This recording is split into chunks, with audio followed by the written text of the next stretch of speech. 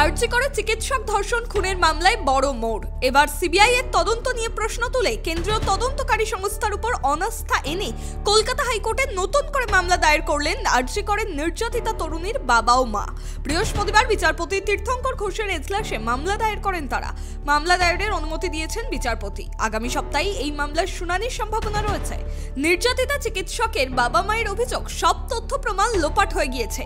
যে গতিতে ও পথে তদন্ত চলছে তাতে তারা আর আস্থা রাখতে পারছে না।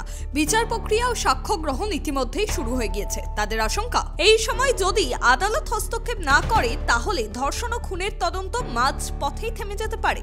প্রথম থেকেই তাদের কন্যার ধর্ষণ ও খুনিদের কঠোর শাস্তির জন্য সিবিআই তদন্তের দাবি জানিয়েছিলেন নির্যাতিতার বাবা মা।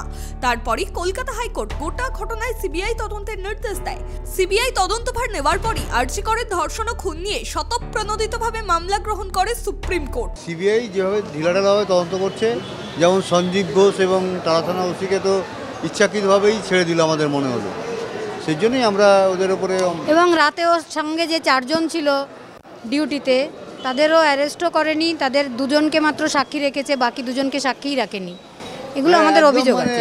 বুঝতে পারছি, যতটা বুঝতে পারছি আইনের যে ফাঁকফোকরগুলো রেখে দিচ্ছে, এটাই জন্যই আমাদের হতাশ হলেও একটাই কথা, যে যাবো কোথায়, যেটা আদালত ছাড়া, সিবিআই আদালত ছাড়া আমাদের কোনো যাওয়ার জায়গায় নেই। সেই জন্য সেইখানে যেই সরলা করি চাষিরা ওই রকম ওই সমস্ত তথ্য তো নেই। আপনারা চাষি তো সবাই পড়েছে, দেখেছে।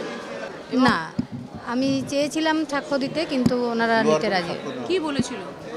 নেওয়াই হয়নি, বলে দেওয়ার প্রয়োজন নেই। বাবা দিয়েছে তো মার আর প্রয়োজন নেই, এটাই বলেছে।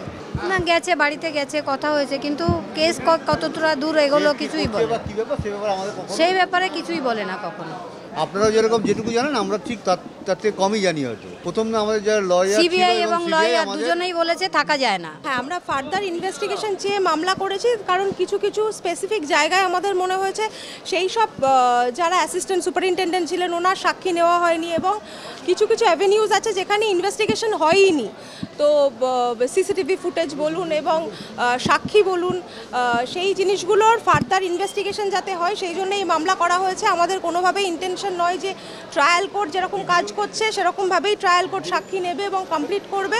হাইকোর্ট ইন্টারফেয়ার করেছে, বলেছে আমি মনিটর করব ম্যাটারটা, এবং 24 তারিখে রেখেছে সিবিআই রেকর্ড প্রডিউস করবে কোর্টে।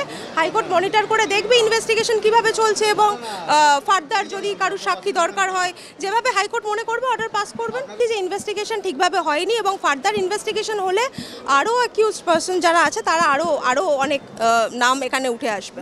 বর্তমানে দেশের সর্বোচ্চ আদালতে সেই মামলা বিচারাধীন রয়েছে। তাই কলকাতা হাইকোর্টে নতুন করে আবার মামলা দায়ের হওয়ায় হাইকোর্টে এই মামলাটির শুনানি আদেও হতে পারে কিনা এখন সেটাই বিচার্য বিষয়।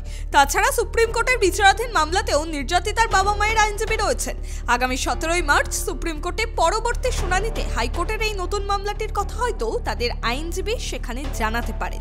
রিমিক মাজুর রিপোর্ট, ট্রাইব টিভি বাংলা।